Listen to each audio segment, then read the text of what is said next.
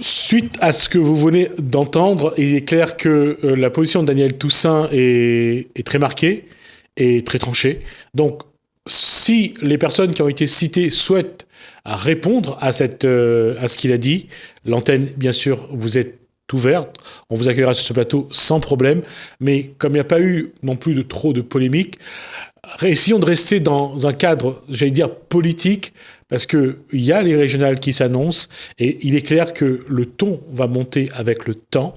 Donc on va essayer quand même de bien gérer ça, et de laisser la parole à, j'allais dire, à la démocratie, à ce que le peuple puisse vraiment s'exprimer. C'est ça l'objectif. Et on va parler justement de l'expression, de l'égalité, de liberté. On va en parler dans Causement Réunionnais.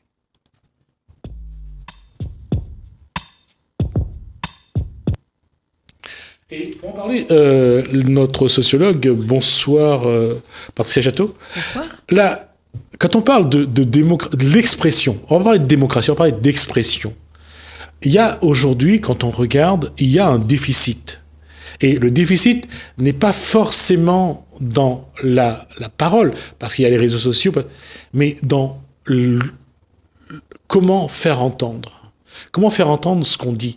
On le voit en politique, comme l'avaient dit ceux qui vous ont pressé sur ce plateau, ceux qui parlent généralement, c'est pas ceux qui se font entendre le plus. Surtout par les jeunes. Les politiques, on les entend bien ou pas assez? Bonsoir, il y a beaucoup de questions. Alors, d'abord, l'expression. Est-ce que on entend ce qu'on a envie d'entendre ou on entend ce qu'on nous impose? Tout y est, hein. On entend ce qu'on a envie d'entendre, on entend ce qu'on nous impose, et on voudrait aussi entendre ce qu'on aimerait entendre ou ce qu'on voudrait dire, ouais. Il me semble. Et peut-être même, moi, je choisirais l'expression, la vraie, comme étant celle où l'on peut s'exprimer tout en écoutant les autres expressions. Maintenant, ça ne regarde que moi. Parce que la question est... Et là, on va aller vers une période politique, on va aller vers les régionales en 2021, on ira vers la présidentielle en 2022. La question est là aujourd'hui. Il y a, et également sur le bulletin blanc, l'expression de ceux qui sont ni pour l'un ni pour l'autre, mais qui aimeraient bien un vrai changement.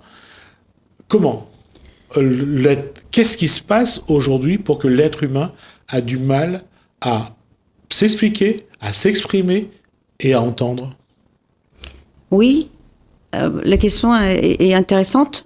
Maintenant, comment est-ce que je peux trouver une voie de réponse, quelque chose qui inspirerait ma réponse.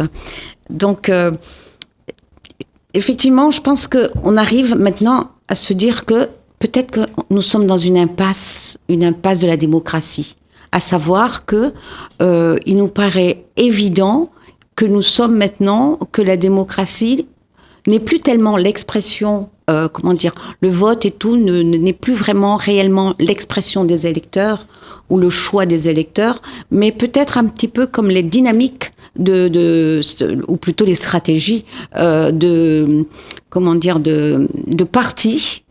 De pouvoir politique, hein, je dis pouvoir politique parce que quand on dit parti, c'est plus restreint, on a le parti seulement, tandis qu'on dit pouvoir politique, on retrouve aussi bien les partis ainsi qu'on va dire toutes les institutions, que ce soit des entreprises privées, publiques et tout, qui se rattachent un petit peu, qui agglomèrent tout ceci. Donc on a bien l'impression que finalement l'électeur n'est plus ce grand groupe qui à un moment donné se fractionne pour aller choisir qui sera ou quels vont être les élus, mais on a bien l'impression que on a des mastodontes là qui vont vous imposer une enveloppe dans une urne, quoi. Et on le voit. On l'a vu lors du deuxième tour des municipales, on a vu que encore une fois, ceux qui sont pour la promotion du bulletin blanc essayent de se faire entendre. Il y a deux choses. Il y a la concrétisation dans l'urne, qui est une chose, mais ce n'est pas comptabilisé au moment du dépouillement. Et on sent qu'il y a une frustration de la part de ceux qui veulent être ni dans un camp ni dans un autre, mais qui veulent une autre voie. Oui, je ferai si vous permettez, gérer comme ceci.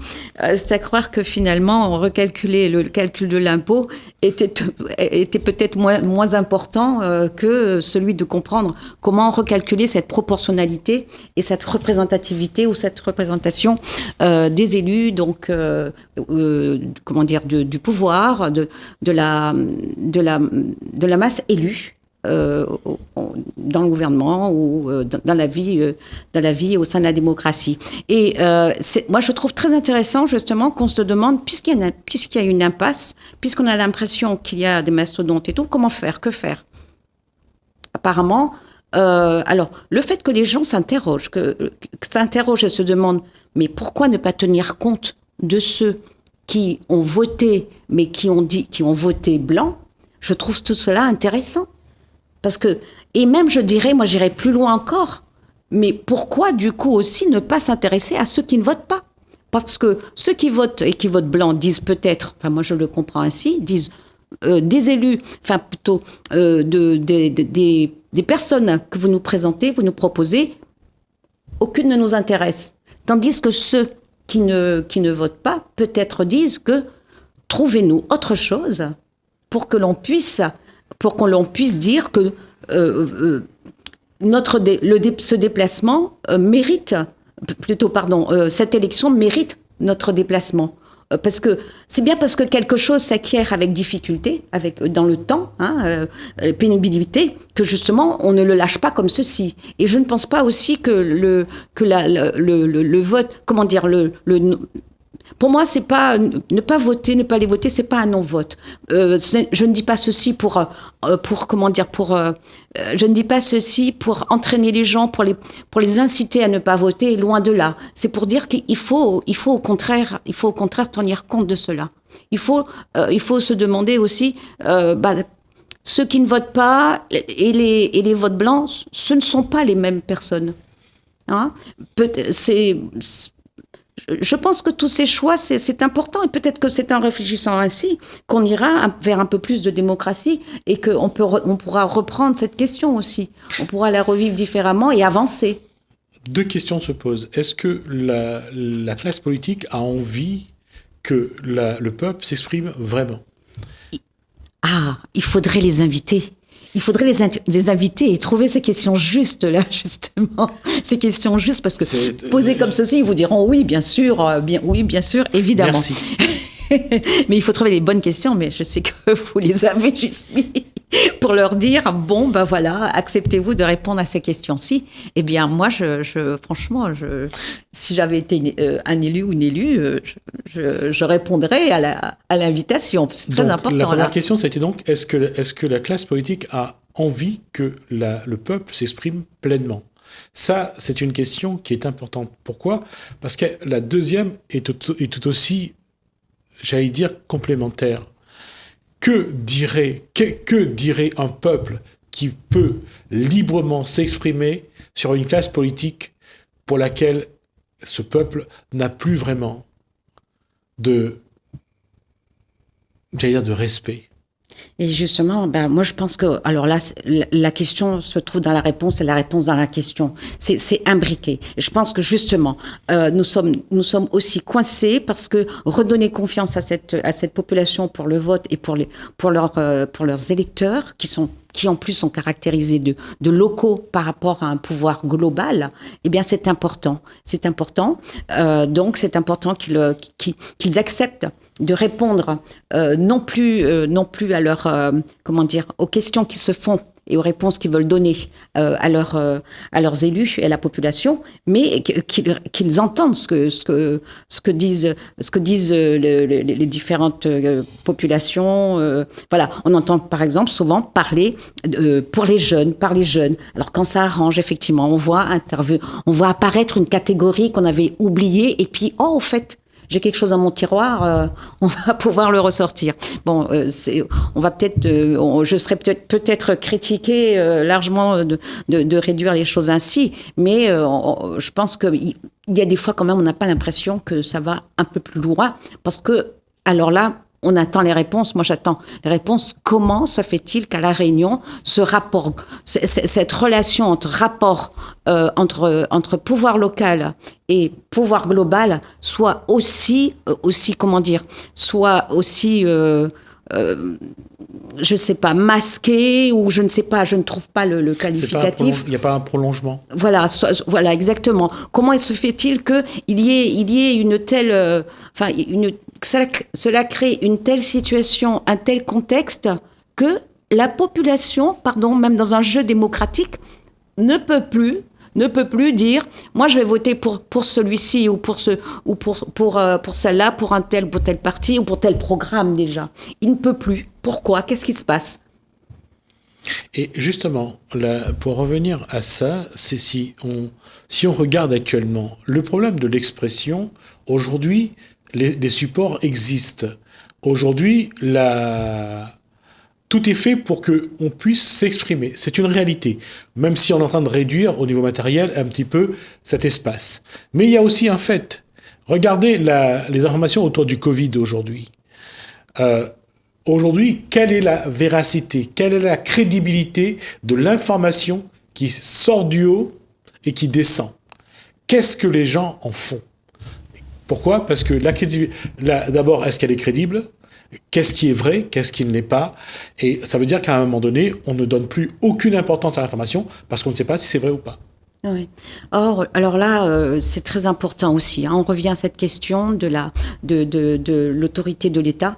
Et cette question de secret d'État, information réservée à l'État, intervention réservée à l'État, donc tout ceci or on se trouve dans une situation vraiment paradoxale, parce que d'un côté vous avez toute incitation de la part de l'État d'aller vers plus d'informations, plus de communication, et vous avez toutes les technologies pour, etc. De l'autre côté, quand même. Quand vous vous tournez vers cela, du coup, des questions se posent, et là, on vous retire la légitimité de poser ces questions ou d'émettre des hypothèses dessus. Comprenez? Et on le voit pour le Covid, ou on dit la Covid-19, effectivement, les gens essaient face à 10 000 interprétations, etc. Même si il y a des recherches sûres, même si les chercheurs ne vont pas falsifier leurs travaux ou acheter les résultats avec leurs collègues ou quoi que ce soit, il n'empêche que on ne sait plus à un moment donné, parce qu'on sait très bien qu'une recherche, c'est quand même un questionnement sur un point donné. Maintenant, est-ce que ça correspondait à la demande, à l'information que recherchait la population? Tout ça, c'est flou. Et je pense que justement, nous sommes dans une nouvelle civilisation, la civilisation du numérique, avec cette jeunesse aussi qui est plongée dedans et qui se retrouve aussi encore plus prise dans un système aussi de consommation, alors qu'il faudrait aussi lui donner la possibilité d'être cet informateur de ces communications, de ces technologies. Et en même temps, on voit se renforcer quand même la parole d'État qui devient, comment dire, incontournable et indétrônable. On a vu donc comment ça se passe au niveau des manifestations, voilà quoi. Juste un exemple, et parce que cet exemple-là est récurrent sur les données de la préfecture concernant les cas Covid chaque jour. Aujourd'hui, combien, à votre avis, de personnes regardent ces chiffres et disent c'est vrai, c'est pas vrai, se pose la question déjà de la véracité de l'information. Mmh. Oui, et puis de toute façon, à chaque fois que tombe une information un peu sombre, un tableau sombre, le tableau peut être sombre ailleurs, mais ici, il faut qu'il soit optimiste En même temps, il faut pas qu'il soit trop optimiste parce qu'autrement, on risque de faire n'importe quoi, de ne plus porter les masques et tout. Donc, comment faire si maintenant l'enjeu d'une société pouvait être comment faire pour que chacun puisse être informé, mais d'une façon responsable pour devenir l'adulte, pour être, responsable de cette information, de cette connaissance qu'il produit lui-même et dont il dispose de sa société. Mais mettons-nous à la place de la préfecture ou de l'État quelques instants pour amener la population à avoir une posture vigilante, je dirais protectrice. A-t-on le droit de travestir la vérité ? Alors là, c'est dommage parce qu'il me semble que dernièrement, il y avait un déontologue qui était de passage à La Réunion, mais il s'intéressait il est venu nous parler que des limites de la science. Ça aurait été intéressant effectivement de demander au fond de quelle information, jusqu'où l'État peut se dire ceci est un secret, est une ils appellent, je sais plus comment on l'appelle, parce qu'il s'agit là d'une affaire de protection et de sécurité. Oui. Et a-t-on le droit de mentir pour protéger le peuple contre la maladie ou contre lui-même ? Moi, je peux pas répondre. Hein. J'ai ma réponse, hein, c'est-à-dire, on ne pourra pas dire à quelqu'un, selon son âge, on ne pourra pas lui dire, tu vas mourir, tu as tel âge, tu fais partie de la catégorie, et pourtant c'est ce qui a été fait. Oui. Vous habitez à l'EHPAD, etc. Oui. Donc, selon vous avez plus de chances de mourir. Et puis à un moment donné, on vous dit. Eh ben non, figurez-vous, ça se passe pas comme ceci. Bien pour que l'épidémie, on a bien sûr des clusters, c'est ça, mais pour que l'épidémie se développe plus rapidement, il faudrait qu'il se passe ceci, qu'il se passe cela. Mais bon, nous sommes là. Mais alors comment accepter ? Déjà, cela énerve un policier lorsque il vous dit garez-vous et que vous ne faites pas. Alors comment voulez-vous qu'une population qui reconnaît à l'État le pouvoir par le jeu de la démocratie, le pouvoir de le défendre, et qui tout d'un coup lui dit je ne sais pas, faites comme si, comment voulez-vous qu'il ne s'énerve pas en disant mais vous me protégez, je ne le sens pas. Oui, mais la question, même quand l'État prend une posture de protection qui n'est pas fait d'éléments de vérité, ça crée déjà un malaise quand la personne doute de la vérité, doute de ce que dit l'État, ça crée déjà aussi un malaise. Oui, ce serait difficile de dire, chers Réunionnais, Réunionnaises, voilà. J'ai le droit de vous mentir. Non, ou mieux, là, je ne peux vous dire que ceci, parce que vous comprenez, vous n'avez pas la possibilité, les moyens de comprendre ou d'entendre. Mais bon, peut-être qu'il faudrait relâcher un petit peu la pression sur les gens qui veulent prendre la parole et puis les laisser travailler, s'exprimer, les laisser travailler déjà. Ça se verrait déjà au niveau. Oui, mais on en revient encore une fois aujourd'hui, quand on regarde par rapport à ce qui a été dit juste avant, on voit que, je ne sais pas si lui, il s'engagera en politique, mais en tout cas, on voit qu'il y a une attente, il y a un besoin d'information, de vérité, de savoir des choses. C'est vrai pour ce monsieur-là, pour Daniel Toussaint, mais c'est vrai également pour l'ensemble de la population en âge de se poser des questions, à la recherche d'une vérité. Tout le monde a besoin de savoir pourquoi c'est comme ça, pourquoi on n'a pas fait comme ci, pourquoi on a dit ça aujourd'hui, pourquoi, comme lorsque a commencé l'épidémie, le masque n'était pas obligatoire, n'était pas conseillé, aujourd'hui il est devenu obligatoire. Comment ça se fait qu'on n'en avait pas besoin quand on n'en avait pas? Pourquoi on en a besoin quand on en a? Oui. Et pour revenir donc à votre invité, effectivement, il a pu dire, certainement, alors on va prendre l'expression, ce que certains pensent tout bas, et qu'ils se taisent derrière les loisirs qu'on leur propose, derrière, malheureusement, l'espoir que leurs enfants feront mieux qu'eux, ou bien vivront mieux qu'eux, que leur santé va s'améliorer, enfin toutes sortes de choses. Hein. Vous voyez, c'est un peu, je pense, comme une. Oui, vous avez raison de dire, ne pas dire la vérité. Comment est-ce que je peux dire fausseté? Ça fait trop moral, mais je trouve plus le terme. Est-ce que justement, on n'achète pas, c'est pas acheter quelque part l'estomac?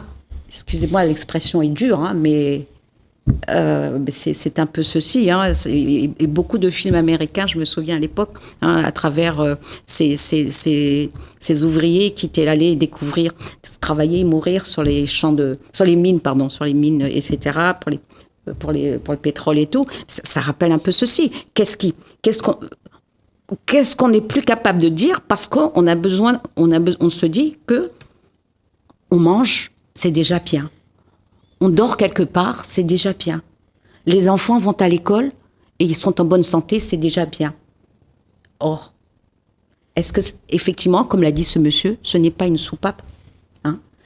Est-ce que la marmite, la cocotte, elle n'est pas en train de... Hein?